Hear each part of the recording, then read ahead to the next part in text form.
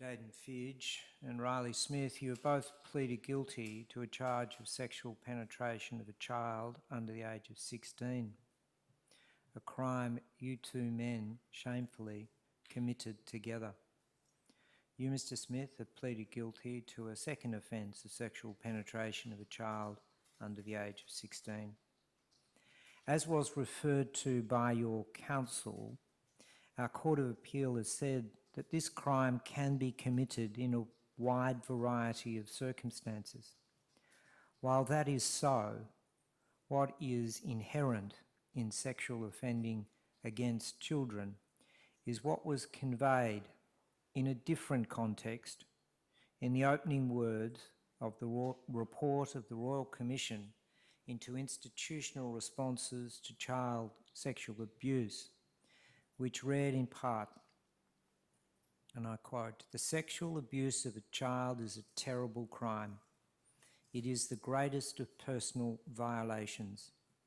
It is one of the most traumatic and potentially damaging experiences and can have lifelong adverse consequences." I refer to this powerful description of what sexual offending against a child means to victims and to the wider community because it is important that we in the courts do not become immune to the dreadful conduct and enduring consequences of these crimes because, sadly, we deal with this appalling criminality day after day. In this court, we too often, unlike in this case, see sexual abuse that is protracted and in breach of a relationship of trust. As I will set out, those are not the circumstances here. Nonetheless, what you two men did to the young victim at what should have been an enjoyable and safe celebration was serious criminality that has left considerable and enduring adverse impacts on the victim and her family. In those circumstances, what is fundamental in this sentencing process is that this court reaffirms decent values that seek to protect children. The absolute prohibition on sexual activity with a child is to protect children from the harm of premature sexual activity and to deter perpetrators from taking advantage of the immaturity of children. It is necessary to outline and understand what you did or the circumstances of the offences, to use the words of the High Court in the important sentencing authority of Dalgleish, itself a child sexual abuse case. You two men met online as part of a group with an interest in AFL football. You, Mr. Fidge, lived and played football in rural Queensland. You, Mr. Smith, lived and played football in southern New South Wales. Another member of the group was the victim's older cousin, a young man raised in the rural outskirts of Geelong. On the 3rd of February 2024, this cousin of the victim was celebrating his 21st birthday at a party at the family farm. You two men were invited and you, Mr. Fidge, flew down, arriving on the morning of the party. You, Mr. Smith, picked Mr. Fidge up at the airport and together you drove to a hotel on the Surf Coast where you met with other members of your online group. You both drank at the hotel before heading to the farm for the birthday party. Also invited to the party were members of the extended family, including the 14-year-old victim and her father. The victim's father and the mother of the young man turning 21 were siblings. The victim's father left the party in the late afternoon, leaving the victim, who was to stay overnight with her cousins and aunt. During the evening, you, Mr. Fidge, came across the victim and, importantly, you asked how old she was and how she knew the birthday host. The victim replied that she was 14 years old and that she was the host's younger cousin. There can be no doubt you men knew the victim's true age. In the context of being asked how old she was, the victim asked you, Mr. Smith, how old you were. You told her that you were 17. This was clearly untrue. You were 24 years old, significantly older than the victim. You, Mr. Fidge, were a little younger, but still 22 years old. Later in the evening, you came across the victim again. You, Mr. Fidge, lured the victim to the backyard, away from the shed where the party was being held and where other guests were. You, Mr. Fidge, began to kiss the victim, at which time you, Mr. Smith, came up from behind and pulled down her pants and underwear. In her confusion, she turned the light on her phone on, to which you men told her to, quote, turn your light off, turn your light off. When the victim asked what was going on, you told her, bizarrely, quote, you need to pee, as if this was the excuse to be used if someone came across her with her pants down. The victim was then turned around and you, Mr. Fidge, penetrated the victim's vagina with your penis. At the same time, you, Mr. Smith, put your penis in the victim's mouth. With you men penetrating her at the same time, and in particular with you, Mr. Smith, penetrating her mouth with your penis, she could not speak or call out for help.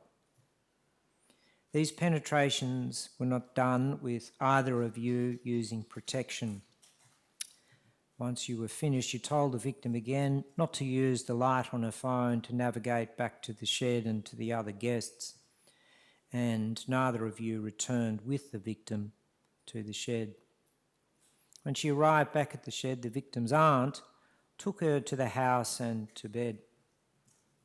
Some time after this appalling behaviour, you, Mr. Fidge, boasted to other males at the party that you and Mr. Smith had, quote, put the victim on the spit. You made this same comment again at a later point. I have thought carefully about repeating the disgusting words you triumphantly used to describe what you had done. They are degrading to the victim.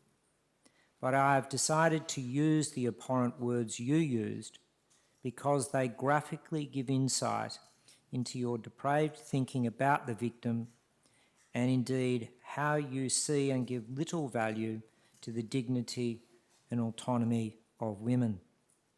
These were the words that described the victim as an object with little other value than to be used for the joint depraved sexual gratification of you and the co-accused. I note and take into account that there is no evidence that you, Mr. Smith, heard or joined in with Mr. Fidge in making or endorsing his appalling comments, which were heard by a large number of those from your online friendship group at the party. As I said, the victim was taken inside by her aunt. Whilst she was inside, you, Mr. Smith, and the victim communicated via Snapchat. You requested that she meet you outside alone. The victim came out to meet you where you and Mr. Fidge had been earlier. You again pulled down the victim's pants, pushed her down and penetrated her vagina with your penis to the point of ejaculation. You once again did not use a condom. Some hours later, the victim disclosed to her cousin what had occurred. The victim's cousin saved the Snapchat messages before showing them to her mother, the victim's aunt. Both you men were then confronted by the victim's aunt, who demanded that you both leave the party immediately. You, Mr. Smith, moved your car to the far end of the property where you slept before leaving early the next day. You, Mr. Fidge, slept in the shed and also left early the next morning. The victim's father was contacted by his sister and he came and picked up his distraught daughter. The police were contacted and the allegations outlined. The victim and her father then attended the Royal Children's Hospital for her to undergo a medical examination. You, Mr. Fidge, were arrested and interviewed by police the next day on the 4th of February 2024. Although you admitted meeting the victim, you then lied, falsely claiming that you had not been involved in any sexual activity with the victim. You, Mr. Smith, were interviewed some weeks later on the 17th of February 2024. You too lied, saying that you had not sexually penetrated the victim on either occasion. The medical examination of the victim revealed the presence of spermatozoa and DNA, which matched both your DNA. Ultimately, this overwhelming evidence resulted in you both finally admitting your crimes. The Sentencing Act obliges me to assess the gravity of your offending and the level of your moral culpability. As part of my assessment, I need to understand the impact of what you did on the victim and to her family, and I turn to those matters first. The victim wrote that she has, quote, nightmares, waking up crying, end quote, because as she sleeps, she relives the night. She writes, I feel shame and guilt that lingers over me. I feel guilty for my family that had to hear the story and make statements. I feel dirty, insecure, ashamed and embarrassed of my self-worth, image and myself in general. I feel guilty for not just myself but everyone who has been impacted from what happened. The victim speaks of her mental health deteriorating. Tragically, she has engaged in self-harm and has been left with what she calls, quote, hideous scars. And that people not knowing what she has endured point them out. Many things trigger her, such as males around your age and the smell of alcohol. She has had to have treatment from a psychologist and a psychiatrist, and the sessions remind her of the night. She writes, I continuously blame myself for what happened, and nothing seems to get better. Feeling as if I'm in danger wherever I go, and if I'm near males that are older than me. She writes she'll never be being able to forget about it. My family have to tiptoe around me so they don't trigger me or upset me. Victim's father wrote, quote, since the incident, my outlook on life has changed significantly. I spend much of my time riddled with guilt for failing to keep my daughter safe. This happened on my watch and now her life has changed forever. I try to tell myself that she should have been safe, that she should have been able to enjoy the celebrations with her cousins without being preyed upon or having her vulnerabilities exploited by two adult men. He continues, quote, when I picked my daughter up that morning, she was in a catatonic state. At the time, I'd never seen her like that. It was incredibly confronting for me. Sadly, since that day, I've seen her in that state many times. Taking my daughter to the Children's Hospital for a forensic examination early on the afternoon following the assault was the hardest thing I've ever had to do. I felt like I lost my girl that day. The trauma and grief I feel as a direct result of this assault shows up in many ways. He writes of his loss of his passion for physical activity, particularly surfing, and he experiences heightened levels of anxiety and moments of overwhelming sadness and shame. He wrote, quote, I expect that some of these impacts will continue well into the future. You just can't move on from something like this. I anticipate ongoing counselling and support for the foreseeable future. This experience has changed how I view the world and the people in it. I grapple with strong emotions ranging from intense anger to periods of deep depression. I worry about my daughter and how she sees the world. I see her confidence and self-worth evaporate, and it kills me. The victim's mother wrote that she is tired of the anger, frustration, paranoia, bitterness and sadness, and the many questions that she has had over the past 2 years. She wrote, quote, "I have isolated from my own friends and family because it's not a topic that you can just talk to people about over a coffee. I feel so tired and drained from just putting one foot in front of the other with daily tasks that I am completely disinterested in engaging in any social life. The incident and the court process is constantly at the forefront of my mind. The joy has been completely drained from my life." She writes that the events have impacted on her relationship with her daughter, as well as caused significant financial impacts. She has to take time off work to attend appointments with her daughter, often travelling long distances. She writes, quote, "Living on low single income has been challenging and the thoughts of selling my house are a reality."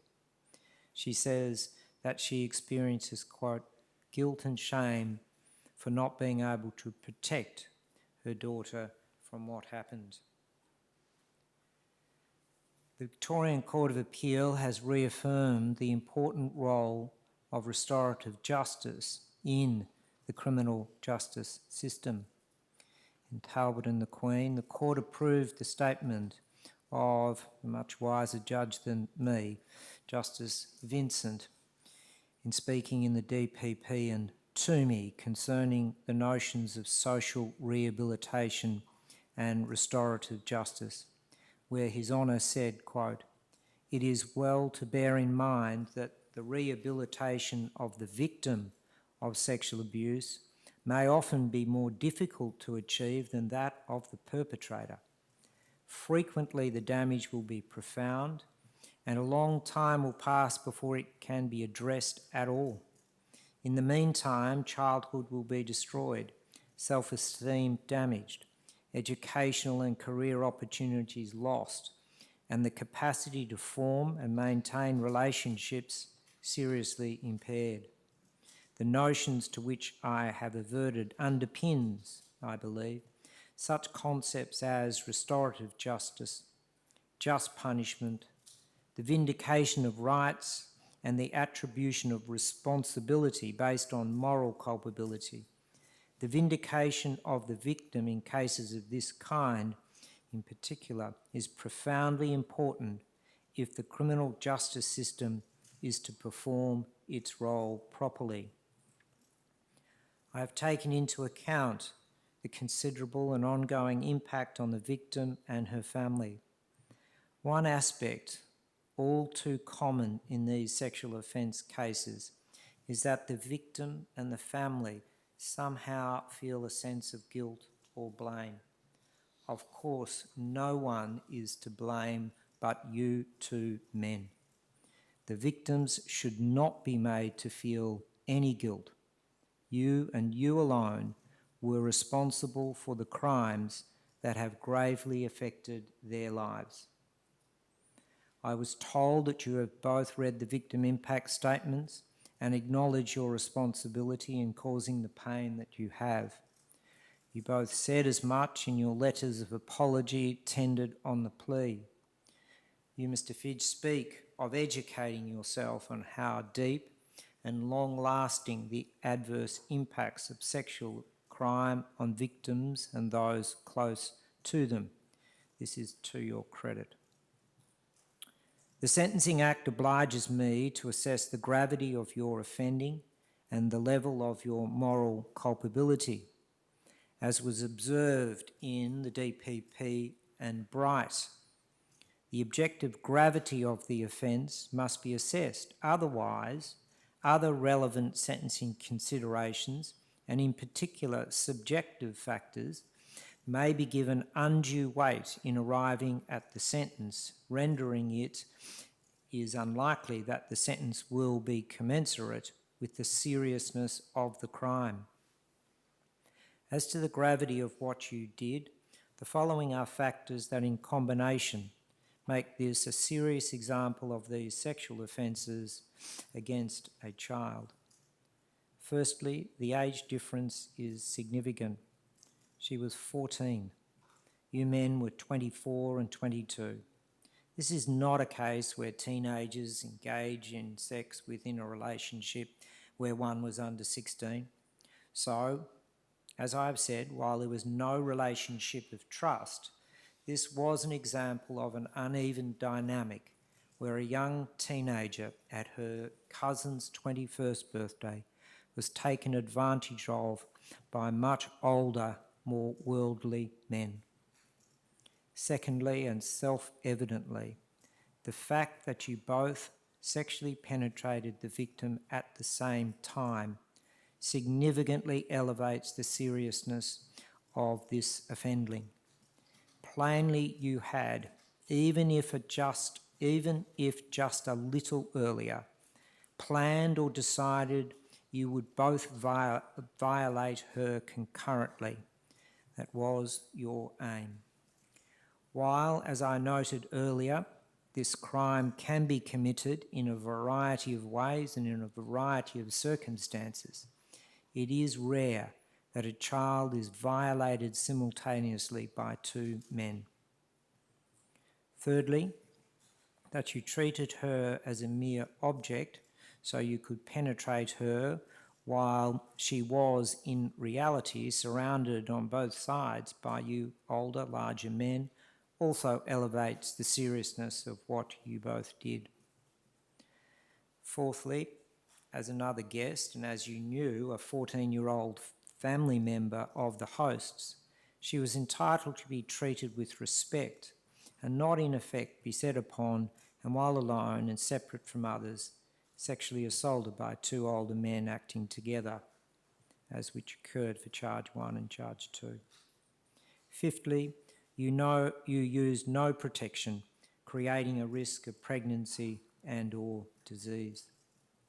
Separately, for charge 3, you then, Mr. Smith, sexually penetrated the victim later after communications between her and you.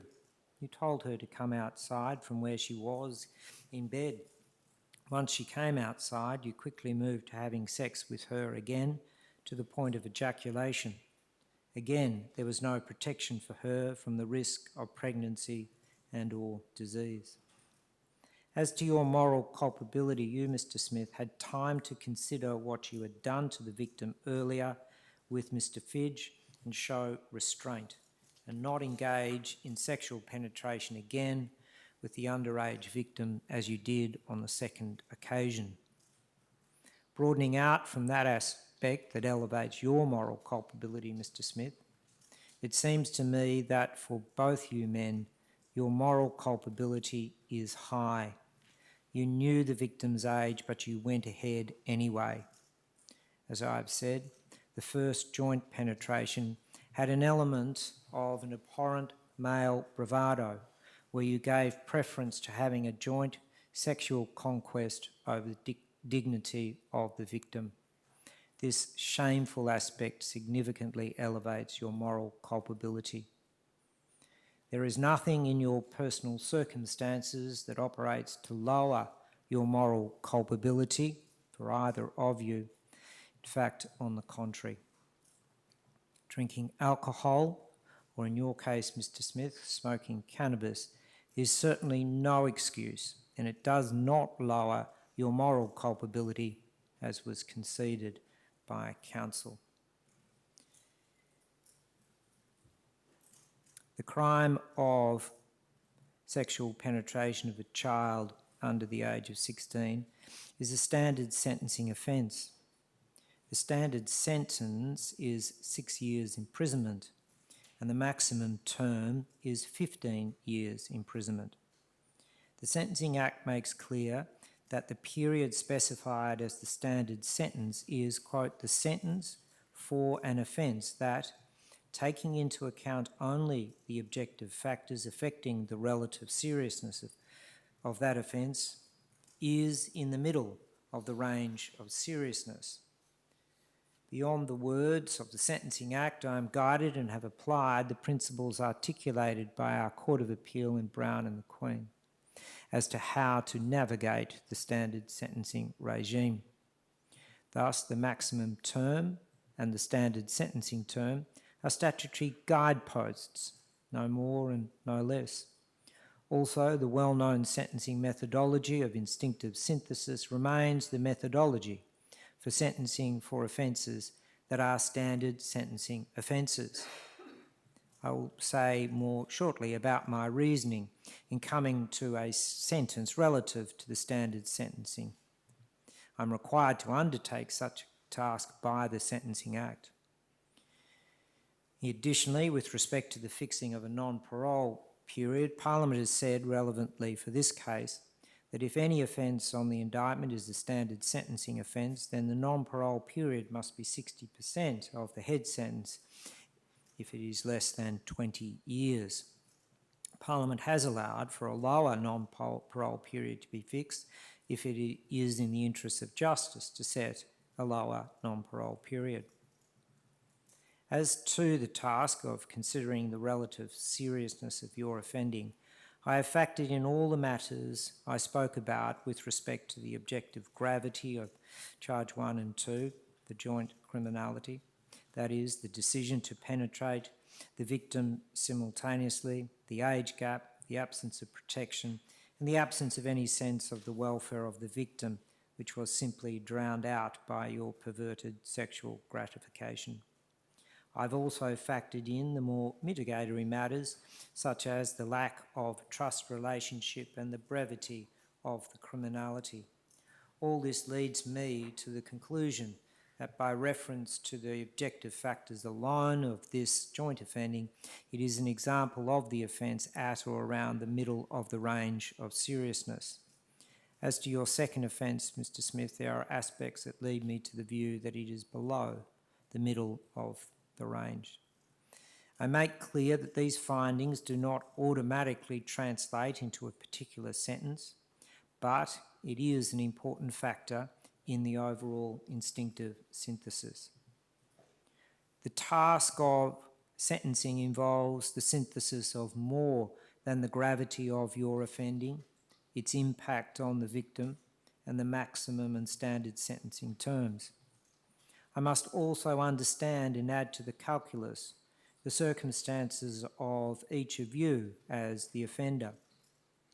This synthesis of all circumstances of the offences and the offender is at the core of individualised sentencing, the methodology authorised by our High Court in the important sentencing case I've mentioned already of Dalgleish.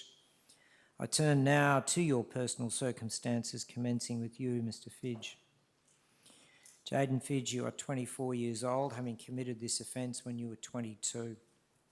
You are the middle child in your sibship of 3, raised in Warwick in rural Queensland. Father is a school teacher and your mother works in administration in a law firm. You and your family continue to reside in Queensland. You do not have any connections in Victoria. You completed school successfully in Toowoomba and went on to gain multiple tertiary qualifications by 2023, they being a Bachelor of Arts majoring in journalism and a Bachelor of Science majoring in environment and sustainability. You have always been employed throughout your teenage years and into young adulthood. This is your first time before the courts. I've read carefully the letters from your mother and who I presumed is your partner. They know you well and portray you as a young man with considerable potential. Your mother seeks to ensure that your better qualities are not overlooked by reason of the gravity of what you did. She wrote of your wide and considerable sporting successes, which have seen you learn and show leadership among your peers. She wrote of your work ethic and how you were on the cusp of commencing a career after successfully completing your tertiary studies. All that has been put on hold, and your future, which once appeared bright, now remains uncertain. All your family remain supportive and will do whatever they can to ensure that ultimately you can, in effect, make amends for your wrongdoing by being a responsible, contributing member of our community into the future.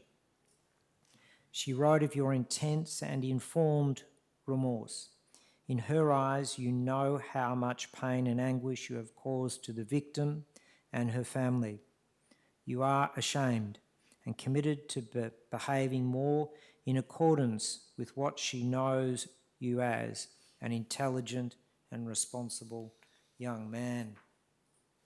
Partner wrote of your growing insight into the wide array of challenges and fears women have as they navigate life. She also spoke of your deep remorse and concern for the victim. She has seen your emotional turmoil at the gravity of your situation, but also how you have accepted full responsibility, changed your attitudes and behaviour, in particular with respect to drug use and alcohol. On the basis of this material and your own apology letter, your counsel submitted that it was very hard to reconcile your behaviour on the night of 3rd of February 2024 with the way you have been raised and otherwise behaved in your community, both before and after. He made the obvious but important point that you had much potential, much to lose, and all that has been put at risk. It does seem that in the ordinary family and community life, that to everyone you are or appear as a decent young man. However, on the basis of your conduct on this night, when in the company of other young males and affected by alcohol, appalling attitudes and behaviours somehow came to the surface. I interpose that this latter concern arises with respect to you as well, Mr. Smith. Mr. Fidge, I do not give your better qualities and your more mature attitudes now mere lip service in terms of mitigation because of the gravity of your offending and the impact on the victims. However, as I noted, I cannot allow those considerable mitigatory matters to assume too great a prominence such that the gravity of the crime is undervalued. I turn now to you, Riley Smith. You are 26 years old, having committed this offence when you were 24. You were raised in North Albury as one of 4 boys. Your parents separated when you were about 10 or 11 years old, and you moved between parental homes. These moves were frequent, and you reported to the medico-legal psychologist, Miss Carla Lechner, engaged by your lawyers, that you lived in 13 houses until your mother moved to Western Australia when you were about 18. Your academic abilities were reported as average. You attended school in North Albury until the end of year 10 when you were encouraged to leave. You attempted to continue your education at another high school but were again advised to discontinue due to lack of attendance.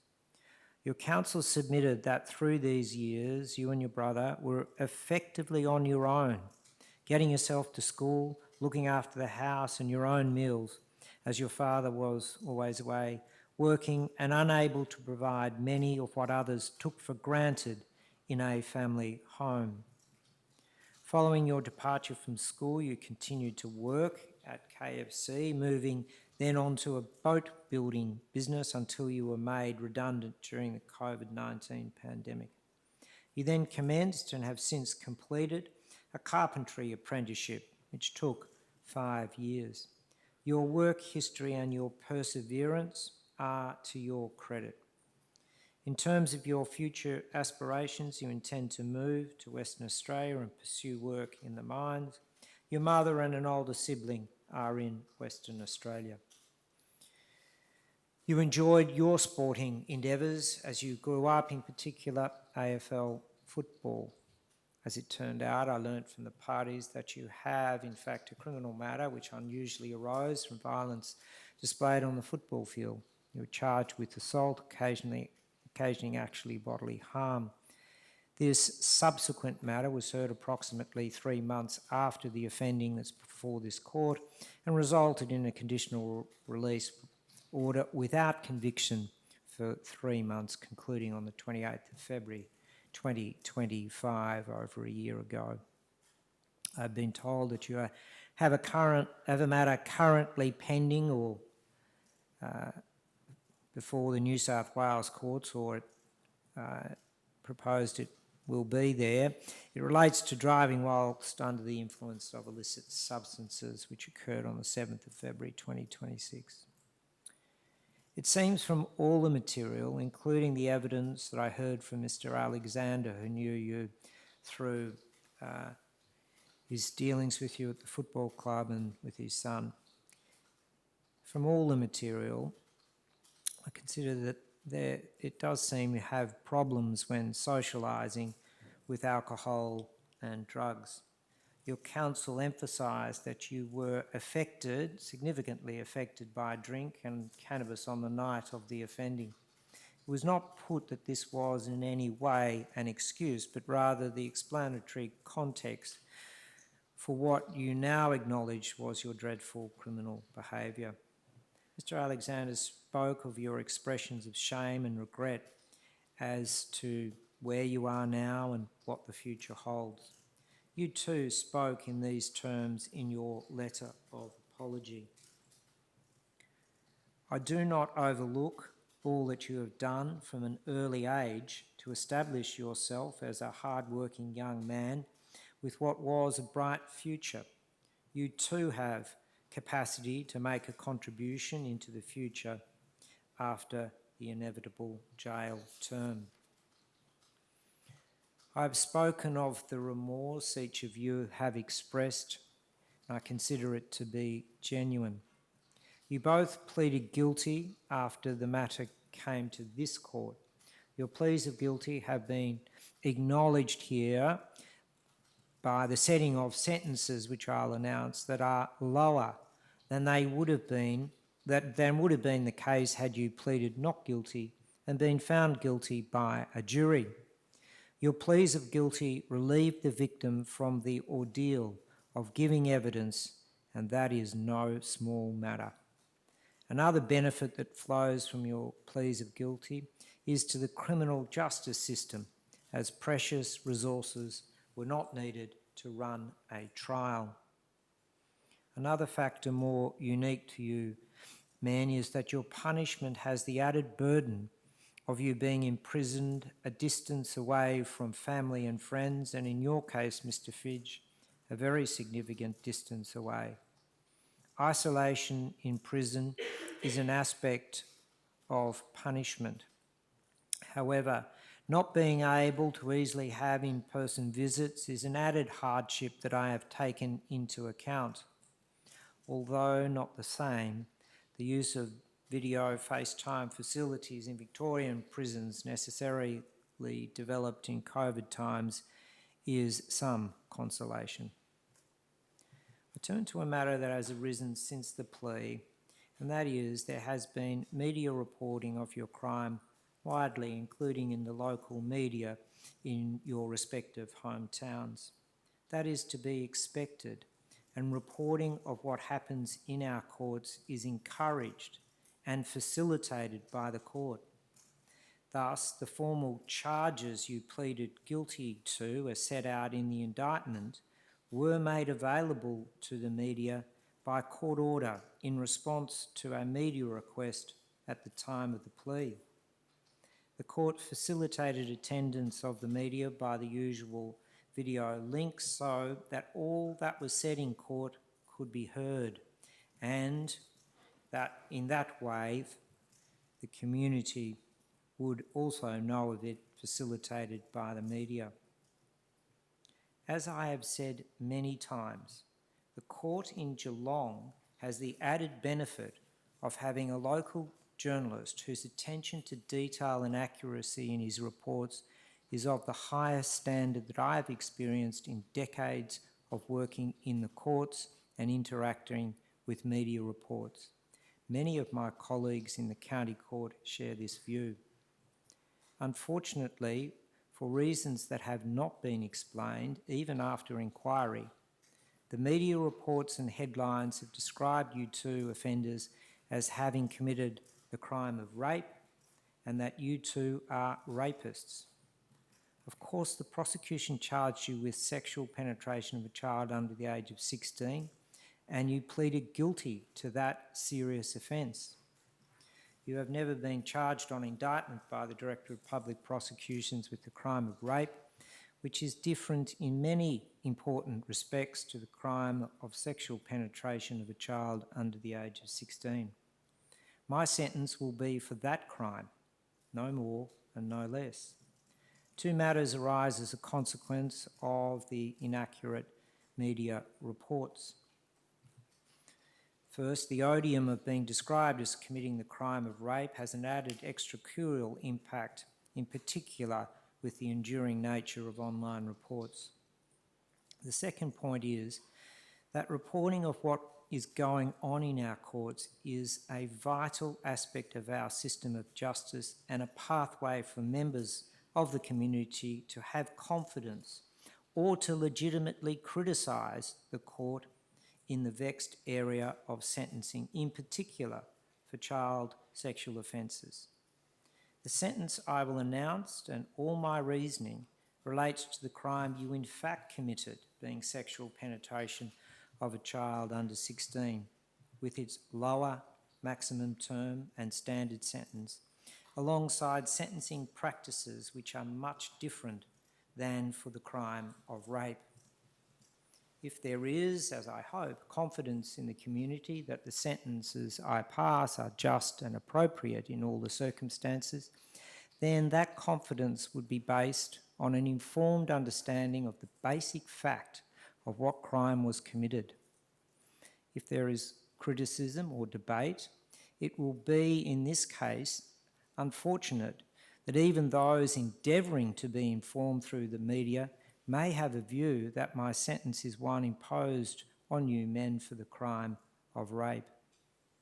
Accuracy in all the fine details is always a hard task for the media, but inaccuracy in a fundamental matter has the tendency to perpetuate views that are not therefore fully informed, and this can undermine community confidence in the courts.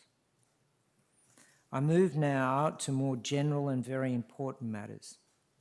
As I move to announcing your sentences, having synthesised all factors, I need to make clear to you that our community, our Parliament and the courts all hold the same firm view that sexual offending against children of this kind is criminality requiring that very significant weight be given to the punitive sentencing purposes.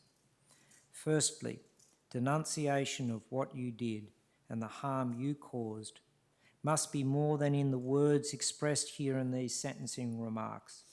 There must also be a practical articulation of denunciation by the imposition of years of imprisonment. So too must there be significant weight given to deterrence to others. It must be made clear by the imposition of years of imprisonment that if you are in the least tempted to commit a sexual offence against a child, then sentences of many years of imprisonment await. I will endeavour to establish conditions to facilitate your rehabilitation via the only tool available to me, which is the setting of a non-parole period. I have not overlooked the need for rehabilitation, and it is factored in, but those considerations must yield to some degree to the other punitive sentencing purposes. In this sense, I have taken into account the principles regarding sentencing youthful offenders as set out by the Court of Appeal in Azzopardi. But I note that you, Mr. Smith, in particular, are at the outer limit of the cohort of what are youthful offenders. You are younger, Mr. Fidge, but still towards the older end of youthful offenders. What I do not lose sight of is that you will spend many of what are seen as the best years in prison. Prison will be hard for that reason, and because it will be wholly unfamiliar environment. I've already referred to the particular hardship of being imprisoned far from your home community. I've considered whether it is in the interest of justice to fix a minimum non-parole period less than that set by our Parliament in the standard sentencing provisions. I have determined that the non-parole period I have fixed is what justice requires you to serve in prison. It is, in the end, just above the ratios set in the Sentencing Act. There is no reason, in my view, to fix a lower non-parole period. I point out that whether and when you are released on parole is for others, not the court. I have considered the question of parity between you two men. I can see no reason for any difference in the sentence imposed for what I've called the joint crime, although the indictment has separate charges for each of you. The difference in your sentences, or your total sentences, is the product of the second charge that you face, Mr. Smith. As to that, there must be a measure of accumulation for the second offence, so as to comply with the principles of totality, which can be expressed as requiring that, firstly, in general, accumulation orders must reflect differences in the seriousness of each offence and the different episodes of offending. Secondly, whether or not accumulation is ordered in relation to such offences will depend on whether each additional incident may be seen to as having added to the total criminality of the offender's conduct. A failure to order accumulation can undervalue the gravity of the offender's conduct and the impact of that cumulative conduct on the victim.